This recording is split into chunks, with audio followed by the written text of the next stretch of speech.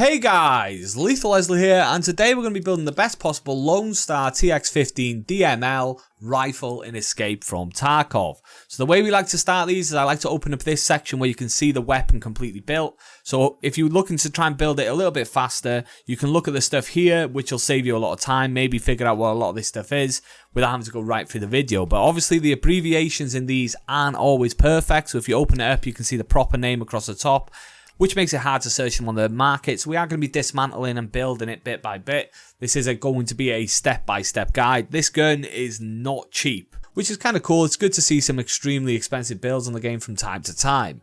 So let's dismantle it and get stuck in. So let's start with the TX-15 itself. It comes in at around 15k, 14 and 15 there to pick up the weapon on its own.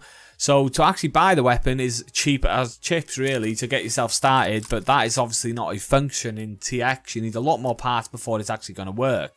So the first thing we're going to add to it, actually the second thing is going to be the barrel. The first thing we're going to add to it is going to be the upper here, which is the MER-1S upper receiver for the AR system, and it has a lot of positives on the gun, +2 on the accuracy, -5 recoil and +8 on the aerodynamics, as well as having a mount on top for your scope. So we'll stick this on the weapon now. After checking the price, you can see already it's going to be a lot more expensive. With this being 28k, we're already at around 45k for the weapon. Next up, we're going to add the barrel, which is the 20 AR-15. You can see the full name there across the top if you're trying to search it. And this has some positives and some negatives. Starting with the recoil, it's got a positive effect with -6. And then the ergo -12, which is obviously because of the weight of a barrel of this size. And then you have the muzzle velocity -3.1. So yeah, it's got a few negatives and a positive on there. And again, this is not a cheap item on the market. Currently coming in at around 40,000. Yeah, just shy of 40,000. So making this gun so far coming at around 85,000. And it's not even usable yet. Moving on to the next piece, we're going to add the tube. Now, there are a lot cheaper tubes than this. You do not need to go for this extortionate red tube. But we're building the best possible gun, and that is the reason we've got it. It has a really good effect on the gun with +5 accuracy, -4 recoil, +1 on the ergo, and +2 on the muzzle velocity. So a lot of positives, hence the reason it does come in at an extremely expensive price of 110,000 if you wanted to buy one right now. Which is extortionate really, because the gun's already at 85k, so that puts it at 195, and again, the gun isn't even functional yet. Next up, we're going to add the stock to the tube, and thankfully this is a much cheaper item. It has a positive effect on the weapon as well, with -38% recoil and +9 aerodynamics. A lot of the stocks come in at around the same kind of balance on those, so it just depends what you want, whether you want a little bit more ergo or a little bit more recoil. You have a choice for them, and this is really cheap as well, coming in at around 9k right now, so that's not bad at all, putting the gun at about 205k so far. Not bad. And finally, an item that's really cheap to go on the weapon. Unfortunately though, that's not the way it's going to stay, because we're going to stick on the pistol grip now, and things are going to get expensive again. This is the HK Ergo PSG-1, and it has a +18 aerodynamics effect on the weapon, making this the best pistol grip on the game unless I'm mistaken. But because it's the best pistol grip on the game, it is very expensive as well at 28,000, putting the gun up to about 230,000 so far. We'll chuck that on there, and then we'll go for the foregrip next, and this again has some nice positives on the gun, -3 on the recoil and +12 on the ergo. So this gun is building up a lot of ergonomics right now, so it's going to be a really heavy gun, but it's also going to be nice to use because it's going to have such high ergo, making it quite fast aiming down sight and things like that. So as for this, I think it's relatively expensive as well, 43k more, so that puts us up to around 250k for the weapon so far. So another expensive item, but very nice as well. Some good benefits off that. And next up, we're going to add the grip here. And the grip is 2-part. You want to have this to start with, which is going to be a 2k item or 3k if you do not have the dealer. And I'll just open it up so you can see the full name here. No effect on the weapon. And obviously, this is just a mount for the foregrip. And the foregrip itself is the one that pulls out to the left that everyone loves on the game. It's the Zenit RK1 foregrip, which is the best on the game as well, funny enough. But the effects it has on the weapon, personally, for me, are not worth it. You can get some that like do 3-3 and things like that, or 4-3, that are far, far cheaper than this. So unless you want that fancy look, then personally I wouldn't go for it. But for my best builds, it's without a doubt the best option. But again, extremely expensive, coming in at a price of 49,000 right now, putting this gun up to around 300,000. And we're going to chuck that on there, and that'll just slot straight on your weapon. Next, we're going to add 2 more little items that we have here just to make the gun functional. First up, you have your gas system, which is extremely cheap, I think. Or is this the expensive one? Oh no, this of course is the expensive one. You have 2 options for these. Sometimes they're cheap, sometimes they're expensive. This one's another 20k, putting the gun up to around 320,000. And the other piece we're going to stick on is going to be the Raptor charging handle.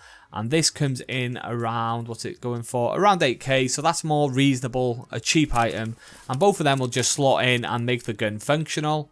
But there's still a few parts we need to add. So next up, we're going to go and add the suppressor.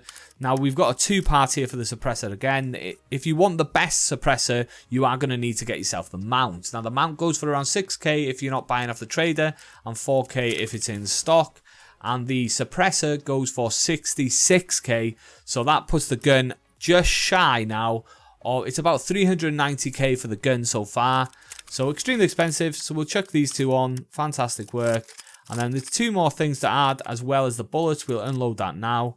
And first off, we'll go for the scope though, and this is just one of my favorite scopes on the game. Not cheap, but I do enjoy this scope. It's the Valde PS320, and it's just so clean when you're looking down it. I'll show you that in the hideout in a minute anyway. And the price of this scope, again, not the cheapest. It is 43k. Not too bad for a scope, to be fair. Scopes do tend to be around the 30 to 50k mark anyway, and it does have a slight negative effect on the gun with -5 on the ergo, which is to be expected when you're adding weight to a weapon. So we'll put the scope on, and next up, and last but not least, well, kind of last but not least if you don't count the bullets, because they are optional on what bullets you want to use, we are adding the magazine. Now, I've gone for the Gen M3. I like this a lot because -35 on the check speed modifier. You can get bigger clips for weapons like this. I believe you can get bigger clips. Let me just be clear on that so I know for certain. Yes, just as I thought, you can get far bigger clips, 60 round clips, things like that. But they have such a negative effect on the weapon that personally, I do not think it's worth having those bigger clips. I'd rather just reload 30. So in my opinion, this is the best clip for the weapon.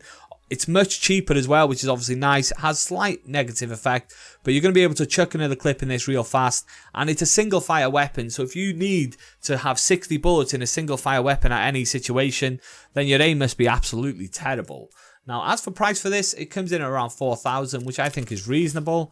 And just before we stick it in the weapon, we are going to talk a little bit about the bullets. And in this class of bullet, there is only one option, and that is the M995. And if we link search on these, that they are coming in at, no, not linked search, filter by item, there we go. They're coming in at about 1.4k a pop. So yeah, they are extremely expensive, but personally, I am a sucker for good ammo. I've said this in the past. I only use the best ammo when I play the game because I don't want to be at that disadvantage. So if you did want to go and buy these, you would have to spend a pretty penny and try and hit them, because every bullet that flies past someone is 1,400 rubles just flying past their head, really. But with a single fire weapon, it's really good for M995 because you're going to be landing a lot of your shots, because usually you're much more accurate when you are firing a single fire than a fully automatic, as you can imagine. So we'll put them in there and we'll add them to the weapon, and that is our TX there, fully built and ready to go. So let's have a look at what it looks like here now. You can see the ergonomics on this weapon are fantastic at 79. That's extremely high, with the recoil being 52 and 141. But with it being a single fire weapon, this isn't going to be such a problem because it's you that chooses when to fire the next bullet. So you're always going to be making sure that the gun just pops right back onto the target before you fire another weapon. But before we head out, we're obviously going to go and try this weapon out. So we're going to chuck this now on our sling even, and jump into the hideout and see how it feels just when we're firing some bullets at of the target, of course. So let's jump into the hideout. Alright, so here we are in the hideout. This is what the weapon's going to look like in game. You can see, look at the aim down sight on that. This weapon has such good ergo for such a powerful weapon, which I really love about it. That's one of my favorite things, and that's probably what you pay the money for, really. You're going to be able to really react to someone. This is sniper rifle quality weapon. M995 isn't as good as M61, mind, but it is a really good weapon over long distance, and you can just kill anyone really over long distance with it. And as you can see, just check the recoil here. Very little to no recoil, really.